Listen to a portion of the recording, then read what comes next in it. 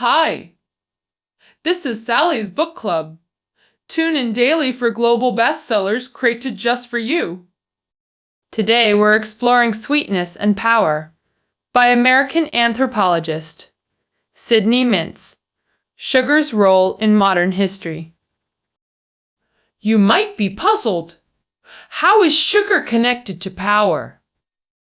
What's sugar got to do with modern history as a foodie myself? These questions hit my taste buds first. After reading this book, I realized there's profound logic behind what we consume daily. Sugar, as one element, is deeply intertwined with modern society's evolution. First, let's understand the book's background. Sweetness and Power. Published in 1985 and reprinted multiple times over 30-plus years. Translated into over a dozen languages, Mintz pioneered the academic field of food anthropology through this work. The book originated from Mintz's 1948 fieldwork in Puerto Rico, located in the Caribbean. This tropical island transitioned from Spanish to American control after 1898. Mintz lived 18 months with sugarcane cutters on Puerto Rican plantations, surrounded by towering cane fields. His anthropological curiosity sparked questions. How's this sugar produced? Where does it go? Who consumes it? As the world's top agricultural commodity, these questions connected Puerto Rico to global trade networks. They linked colonies, plantations, imperial powers, and capitalist systems into one framework. Examining history through sugar's lens makes for a vivid perspective. Sweetness and Power reveals how colonial sugar production and consumption transformed diets into modern necessities. Clearly, this foodie's interest goes far beyond just sugar.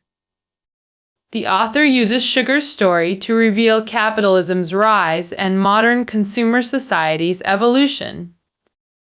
Cane sugar's importance first lies in its natural attribute, sweetness. The universal human craving for sweet pleasure transcends nations and cultures. Sweetness represents a cultural symbol of humanity's longing for better living. These flavor-induced psychological experiences are universally shared across human societies. But this doesn't fully explain cane sugar's dominance. Many substances can provide sweetness. Other sweet sources like beet sugar, honey, jams, fruits, and corn syrup offer comparable sweetness. Before the 17th century, British diets mainly featured bland staples like potatoes. Sugar consumption only grew significantly after the 17th century. Sweetened tea, puddings, cakes, breads, and jams became dietary staples. Why did cane sugar become a historical juggernaut, conquering nations as daily necessity? Some cite preservation qualities, but that's only partial explanation. Sugar's preservative nature is inherent. Sugar's dominance resulted from natural social attributes combined with capitalist mechanisms, especially its capitalist integration making it supreme sweetener. Let's examine sugar's global expansion history to understand its rise. Modern sugar primarily comes from sugarcane and sugar beets. Warm southern climates naturally favor sugarcane cultivation. Sugarcane originated in Africa around 8000 BC, later spreading to India and Southeast Asia. Sugar production reached Europe by Arab invaders in 8th century Spain, establishing Mediterranean refineries. During 11th–12th century Crusades, Europeans first encountered sugarcane, calling it Sweet reed. Europeans eventually replaced Arabs as Mediterranean sugarcane plantation operators. The next chapter of sugar's dominance became primarily a European affair.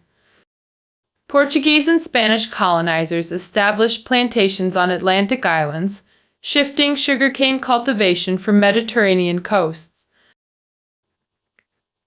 After Columbus' 15th century discovery, production moved to Central, South America, Brazil's golden age in 16th century, Britain's dominance in 17th.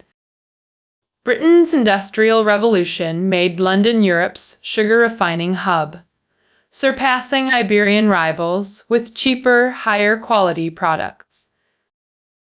Sugar's spread mirrors transnational cultural exchange history through colonial trade routes. Plantations operated in colonies while controlled by European powers, typical colonial economic model. What really happened in these overseas plantations? Sugarcane's biological needs made plantation systems inevitable.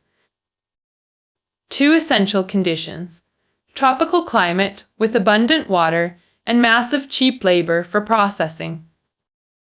Labor-intensive cultivation ruled out European production due to high costs and unsuitable climates. Why prioritize sugarcane over coffee or cocoa in tropical colonies? Sugarcane simply offered superior profitability. The author calculates Caribbean yields, 20 tons sugarcane per hectare, with multiple byproducts. 10 tons bagasse converted to sugar or feed, remaining 10 tons used for paper. Fuel. Sugarcane's economic value per acre dwarfed other tropical crops. This calculation convinced shrewd plantation owners of sugarcane's efficiency. Thus, sugarcane became the cornerstone crop in plantation economies worldwide. Initially, sugar remained a basic ingredient rather than daily necessity, creating market challenges for producers. This leads to the crucial question: how was mass-produced sugar marketed and consumed? Sugar's global conquest involved strategic consumption expansion. Production drives consumption, which in turn fuels production. A self-reinforcing cycle. Mintz analyzed historical consumption patterns through archival research. His methodology combined fieldwork with extensive document analysis of European records. How was sugar consumed throughout history? The author's detailed findings can be summarized in two phases. Phase 1. Consumption patterns when sugar was rare luxury. Phase 2. Consumption after sugar became affordable commodity. Initially, sugar served as medicine, spice, and status symbol for elite. 9th century Arab physicians hailed sugar as perfect panacea, curing various ailments. Medical applications included treatments for 24 conditions from fevers to mental disorders. Crusaders brought Arab medicinal practices using sugar to Europe. European physicians adopted sugar-based treatments, documented in medical manuals. Instructions specified precise dosages and application methods: powder, conserve, internal, external. Beyond medicine, sugar became an aristocratic display item through Crusader imports. 12th century Crusaders introduced sugar alongside spices like pepper and nutmeg. These exotic spices captivated European courts, enhancing meat-heavy diets while aiding digestion. Medieval recipes routinely used sugar, sweet sour lamb chops. Oyster soup with powdered sugar became fashionable. This culinary novelty became indispensable. Europeans developed insatiable sweet tooth. Sugar sculptures remain familiar today, like those seen at temple fairs. 11th century Arab banquets featured sugar-crafted trees, palaces, and mosque replicas. This tradition reached Europe. French-English courses concluded with edible sugar castles and animal figures.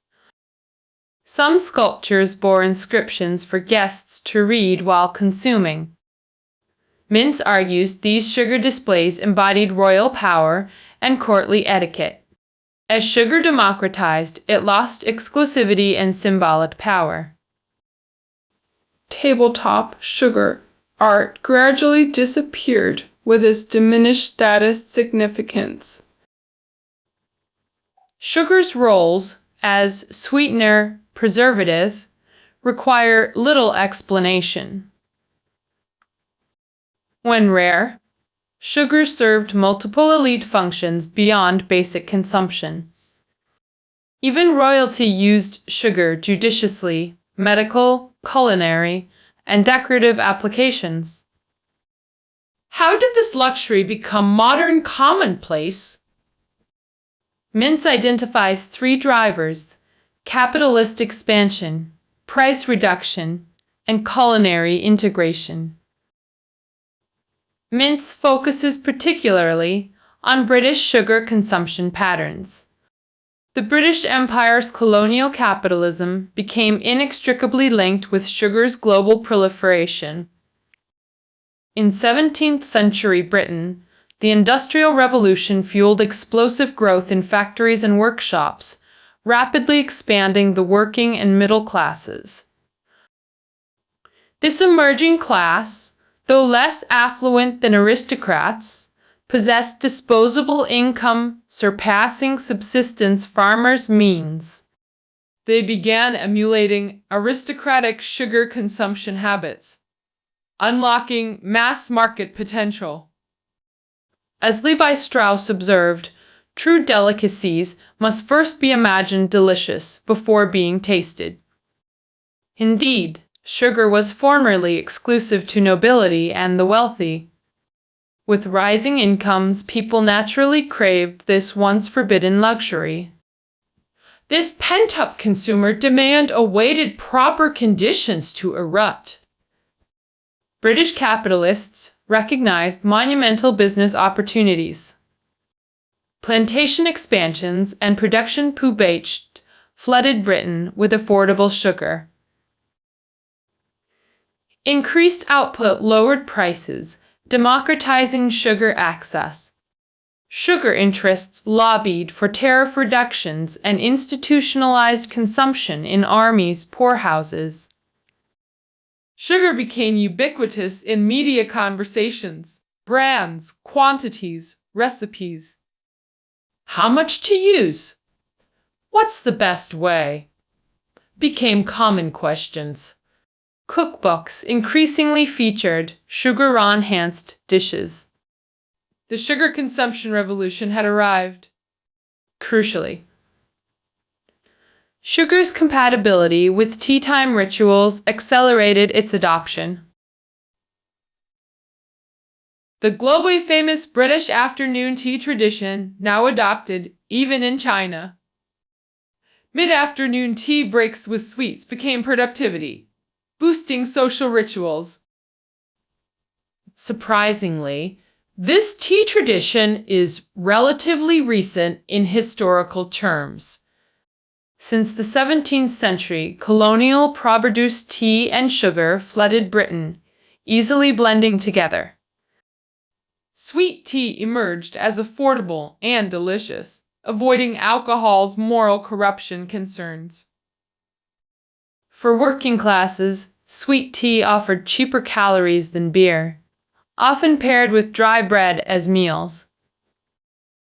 This liberated housewives from kitchens, enabling factory work with prepared foods, boosting household incomes. By 1850, Britain's poor consumed more sugar per capita than the wealthy, becoming main consumers. Sugar became omnipresent, needed everywhere, consumed everywhere. Britain developed what's called sugar addiction. A 17th century Spanish count marveled at English ladies adding sugar to wine and meat, reaching absurd extremes where we recognize nothing but sugar. Reading Mintz's work would foster understanding of this phenomenon. European sugar consumption grew 20-fold from 1663 to 1775. Per capita consumption still increased 12-fold, excluding population growth. Sugar's European conquest mirrored Western capitalism's development. This involved capitalist expansion and global trade system formation. Atlantic plantations used slave labor for sugarcane cultivation and processing. Colonial fleets transported sugar to European markets, driving mass production and price drops. From royalty to proletariat, all could finally afford sugar. Globally, sugar consumption multiplied 24-fold during the 19th century. Heavy sugar consumption centered in developed capitalist nations like Britain, the US, Iceland, and Denmark. Even underdeveloped nations derived 1/7 of caloric intake from sugar. In preform China, sugar was rationed and distributed as holiday food by work units. Sugar functioned as quasi-currency and luxury item during that era. Market reforms transformed sugar into affordable daily necessity. Sugar availability mirrors national prosperity levels. Since 1900, sugar has attained dietary status, rivaling bread and salt historically. The book meticulously chronicles sugar's production and consumption history. But the analysis extends further. Mintz uses sugar to critique modern capitalism's development. 3 key aspects are examined. 1. Sugar's cultural evolutionary patterns. 2.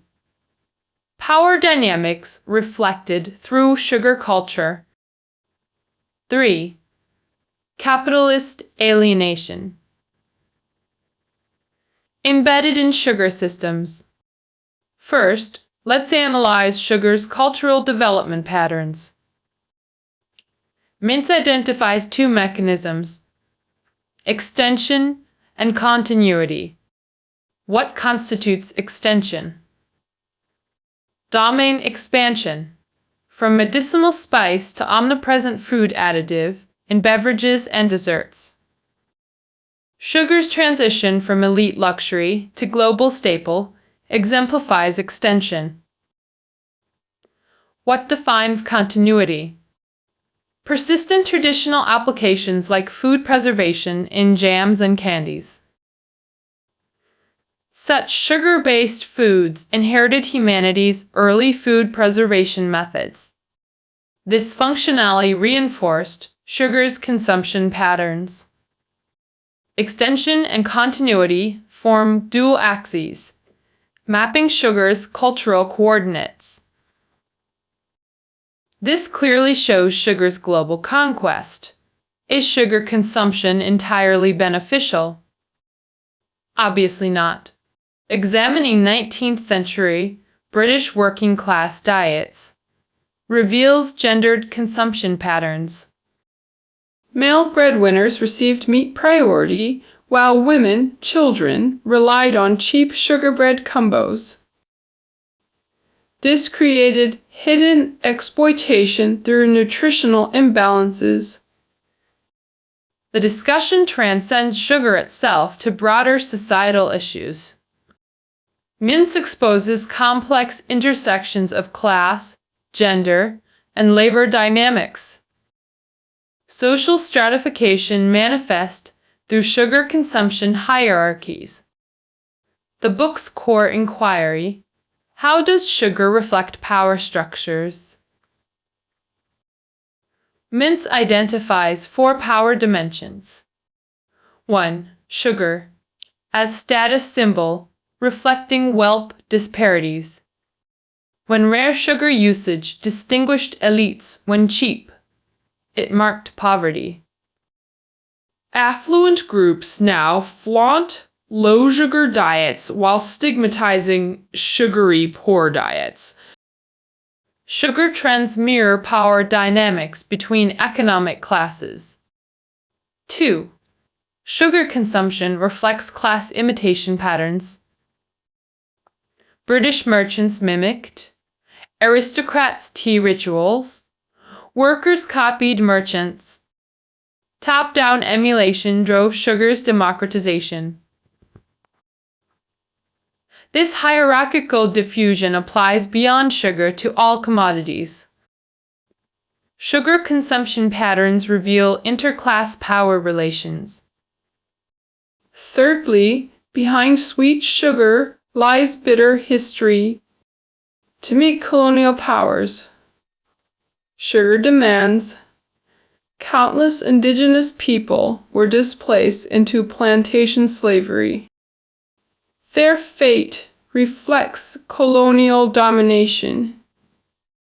Like Britain, America's sugar consumption grew with imperial expansion.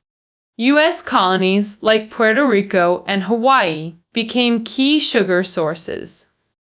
Sugar production mirrors colonial power dynamics.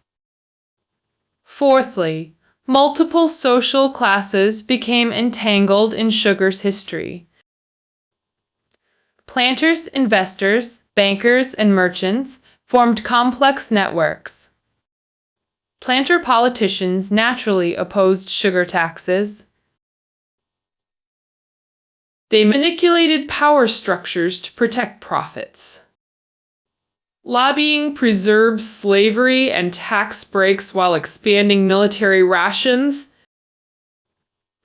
This reveals vested interests' power mechanisms.